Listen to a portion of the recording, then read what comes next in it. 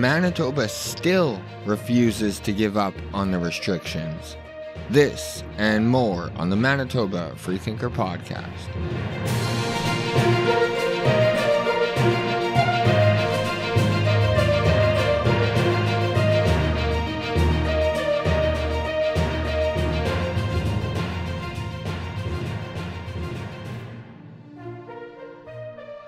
Welcome back to another show, ladies and gentlemen. I hope you're having a wonderful day as always. Quick question, is the vaccine or your vaccination status putting a divide between you and your family or your friends or even your job? I'm seeing some Facebook posts and some tweets that some people are not seeing their unvaccinated family members. And I've even talked to a few people who have felt discrimination at their workplace due to them not being vaccinated. I can tell you I personally have not felt that divide, at least not that I know of anyway. No one has personally said to me that due to me not being vaccinated, they don't want to see me. I'm only feeling the discrimination from our government. But I do want to hear from you, Manitoba, so let me know in the comments below.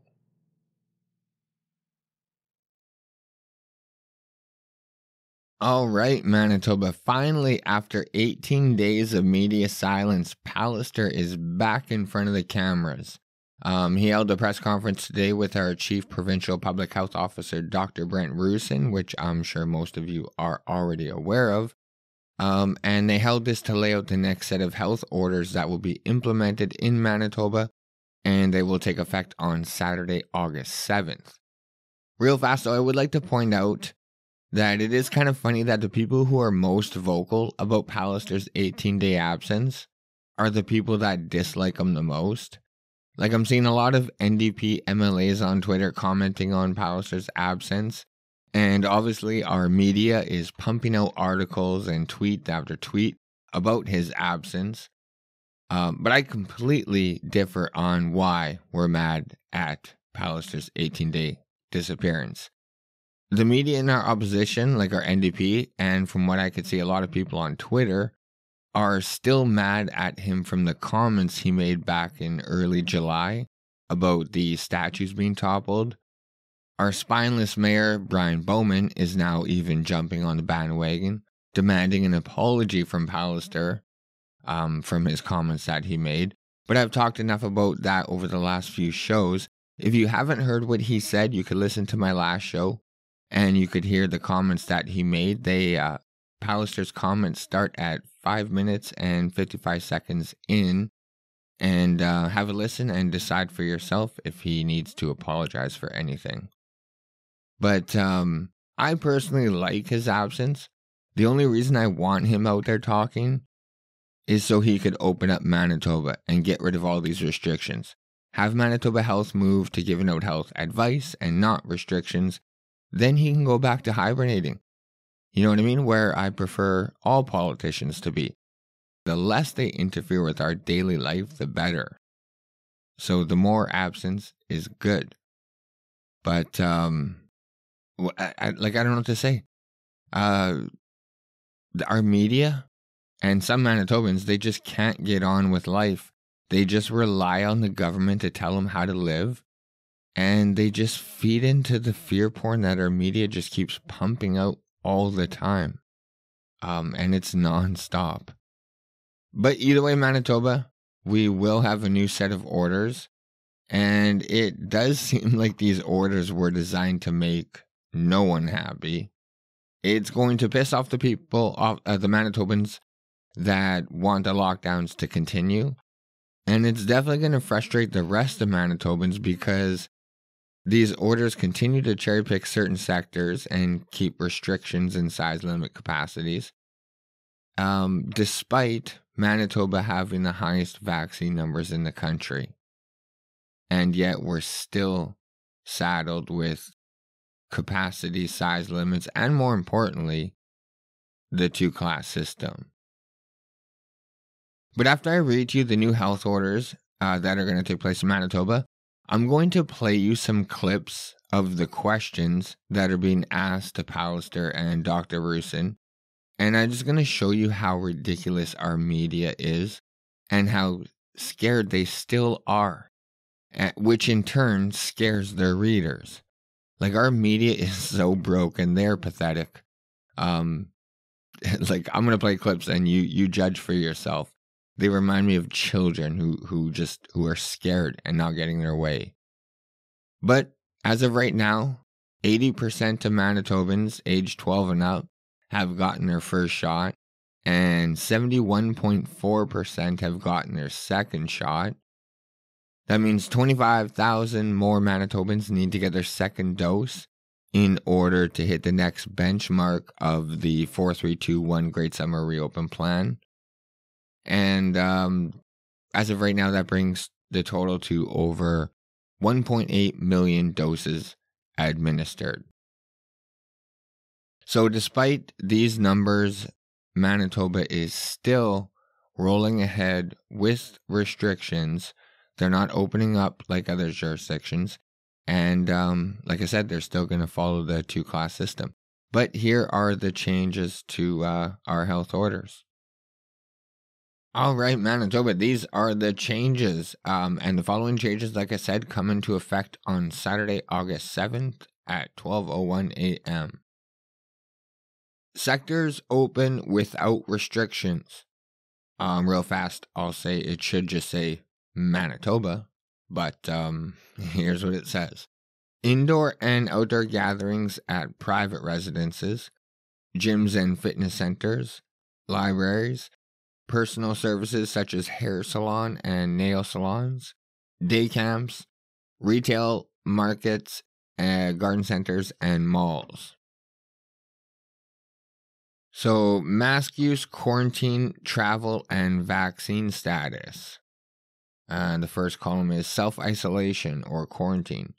Unvaccinated case contacts are required to complete a 14-day self-isolation. Fully vaccinated and asymptomatic people are exempt from the quarantine.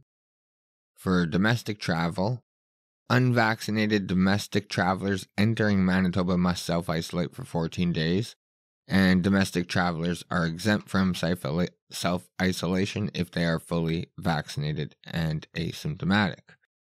And mask and physical distancing. Masks are strongly recommended in indoor public settings for everyone who is not fully immunized, including children under 12, at all times. A physical distance of 2 meters is recommended to indoor public places. I'm going to point out real fast that I try hard not to say fully immunized anymore, even though that's what it says on the sheet. But they're already saying that you're gonna need a booster shot. So even people who have had 2 doses are not fully immunized. So it's kind of funny. Their own wording is a lie. But the next paragraph or whatever column says, indoor gatherings and organized events such as weddings, funerals, banquets, receptions, and self-help groups. The new restrictions, capacity limit to 50 people or 50% of capacity, whichever is greater. Dance floors will remain closed, and activities that encourage close gatherings and minglings are not recommended. So there's still a 50-person limit to indoor gatherings for weddings, funerals, banquets, receptions, and self-help groups. But indoor community, cultural, and religious gatherings can have 150 participants or 50% capacity, whichever is greater. So, I mean, I don't understand that. A wedding is limited to 50 people, but if you have a religious gathering, which I thought a wedding kind of is, you could have up to 150 people. I don't know where the Pallister science is in that one. But I'll continue. Outdoor gatherings and organized events such as weddings, funerals, and receptions. Organized Outdoor gatherings in public setting capacity limited to 1,500 people or 50% capacity, whichever is lesser. And dance floors will remain closed, and activities that encourage close gatherings and minglings are not recommended. Outdoor community, cultural, and religious gatherings, 1,500 people or 50% of the capacity at the place, whichever is less, and drive-in services remain unrestricted. Oh, thank you. It's weird they have to point that out. Restaurants, licensed premises, and food courts. There will be no group limits for indoor and outdoor dining, no capacity limits or separation requirements between tables, and immunization cards will not be required to access services. However, guests must remain seated as much as possible, and patrons should maintain 2-meter distance whenever they are away from their table. Staff must ensure patrons do not congregate inside or outside the restaurant or licensed premise, and there is to be no socializing between tables. Operating hours will no longer be restricted, dance floors remain closed, and sound levels must remain below 80 decibel levels. Give me a break. So still no dancing and no loud music, because that means COVID is spreading. That's what I mean. These orders are a joke. Casinos and bingo halls, 100% capacity for fully immunized people only. Unvaccinated children under 12 may attend where appropriate, if accompanied by fully vaccinated household members. Because Manitoba loves that two-class system. For museums, galleries, and movie theaters, 50% of the capacity of the venue, regardless of vaccination status. I wonder if that's from all the heat that the Human Rights Museum has been getting. So, Actually, you know what? I wonder if that really is. Those people made a difference, made Manitoba drop the vaccination requirement for you to being able to get into the museum.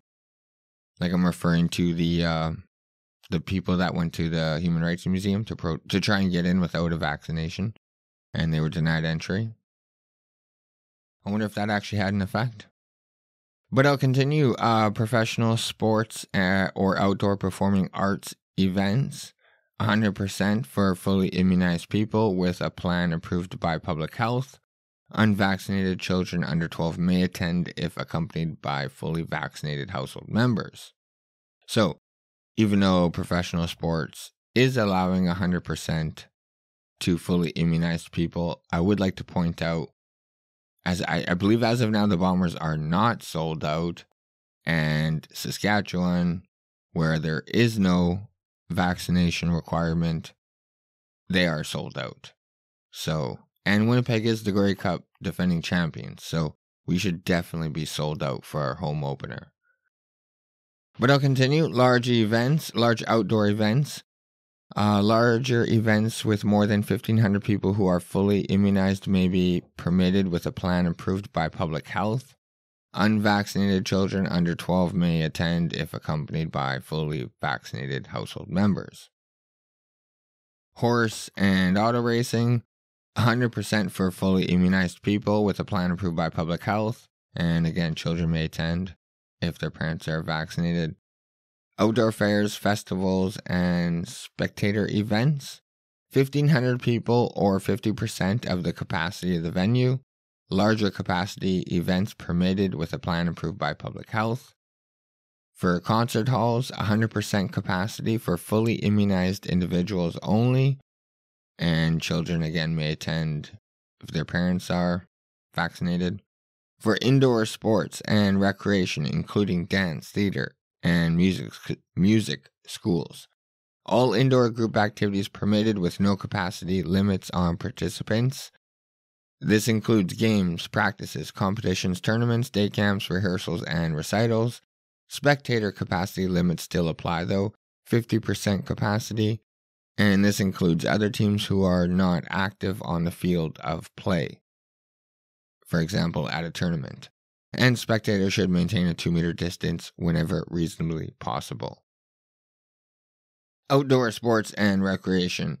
No capacity limits for participants, including games, practices, competitions, tournaments, day camps, rehearsals, recitals.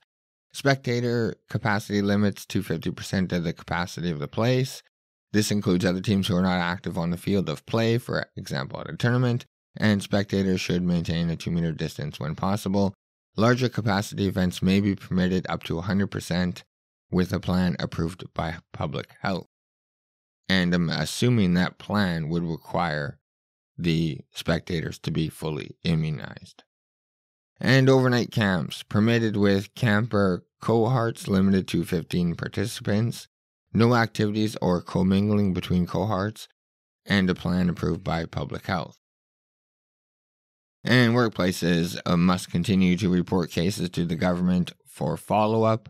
Workplaces with public health confirmed transmission of COVID-19 in the workplace may be ordered to close for a minimum of 10 days. Closure may be restricted to certain teams or areas in the larger workplace, and exceptions will be provided for critical workplaces. Example, courthouses, police stations, fire halls, healthcare facilities, schools, shelters, public transportation, and distribution hubs for necessary goods. For example, food and medicine. Remote work is no longer required or recommended by public health, and workplaces are encouraged to transition from COVID-19 safety plans to a general communicable disease prevention plan, focusing on basic risk reduction principles to reduce the risk of workplace transmission of COVID-19 and other respiratory illnesses. And that is it, Manitoba. So, do you see the signs in these orders? Because I don't. So even though, again, Dr. Roussin talked about a post-pandemic Manitoba, we still haven't gotten there yet. Manitoba Health is still restricting size limits, and worse, Manitoba is still enforcing the 2-class system by giving more rights and freedoms back to those Manitobans who have had 2 shots. And especially our media is having a panic attack, especially about the mask mandate being lifted here in Manitoba for indoor activities. Like, our media cannot take it. I'm going to, like I said, play you some of the questions that are being asked here in Manitoba. And,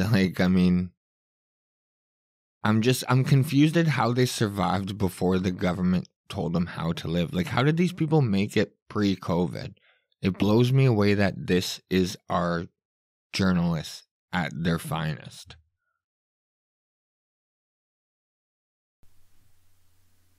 My second question is, are there any chances that Manitoba will implement mandatory vaccines, especially to post-secondary staff and students this fall?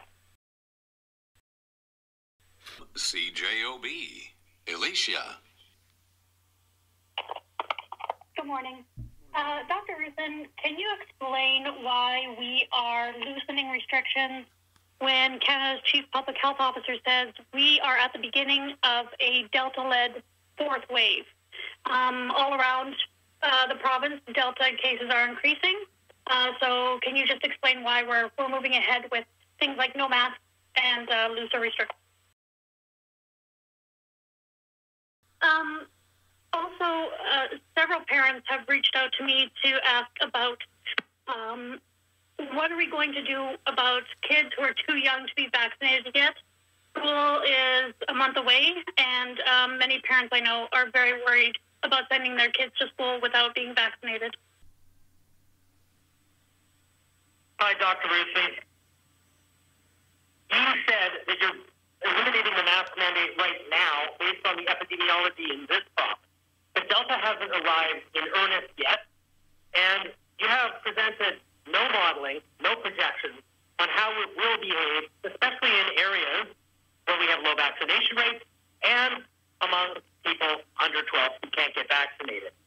So what medical opinion allows this province to eliminate a mask mandate now before couple of weeks.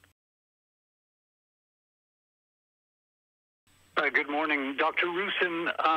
The vaccines, all the data is showing that the vaccines are doing a tremendous job in terms of preventing serious outcomes, trips to the intensive care unit, etc. But the data is also showing that the Delta variant is proving to be very transmissible, even among people who are vaccinated.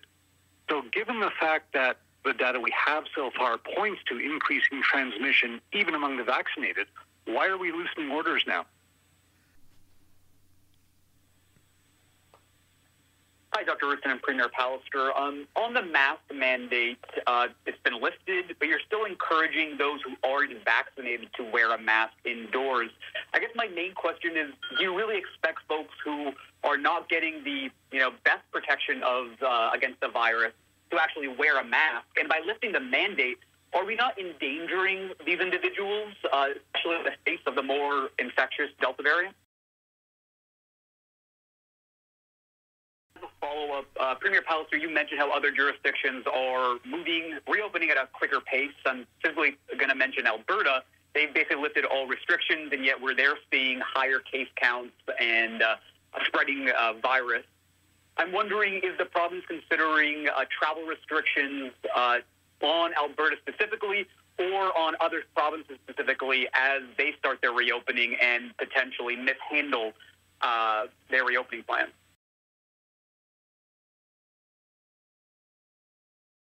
Thanks. And Dr. Roussin, with mask use being up to the business to decide if they want to require it or not, is the same sort of thing going to be allowed for businesses wanting to keep the restrictions regarding fully vaccinated people?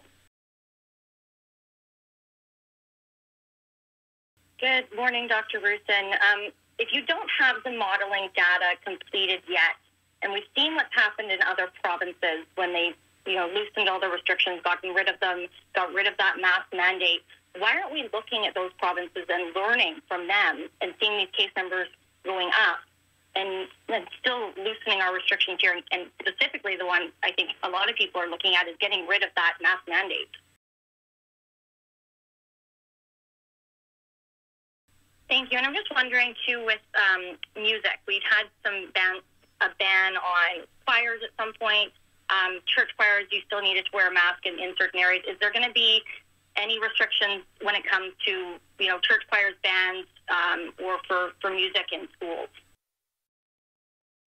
So in case you missed it, one reporter wants masks to be continued to be mandated based on future possibilities of C-19 here in Manitoba. Like, can you believe that? That is fucking insane. And another reporter wants mandatory vaccines, and one reporter wants travel restrictions. Like I said, these are the types of questions that are being asked from our journalists, our so-called journalists. You know what? But I'm actually curious, later in the fall, when it comes to flu season, when we're in the, quote, fourth wave, and Manitoba is now encouraging Manitobans to get the booster shot. For those who have had the 2 shots but not the booster shot, are they going to have their rights and freedoms restricted like the Manitobans who haven't had any vaccination right now? And will the rights and freedoms only be given to the Manitobans who have had 2 shots plus the booster? Like, do you see where this can end up? It's a pretty dangerous road Manitoba is going down, having this 2-class system. And it's worrying that our media is not only encouraging it, but they're the ones demanding it. Like, they are complete sellouts. We have no free media in this province. But like I said, though, I do want to hear from you, Manitoba.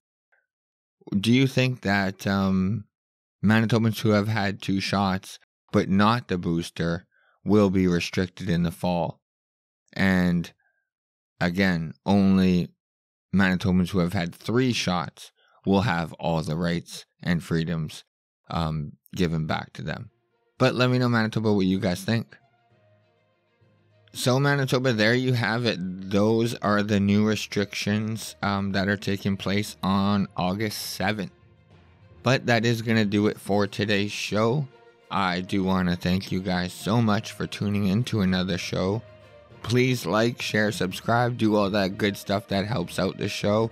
I know you're probably tired of hearing it, but it truly does make a difference if you guys share it.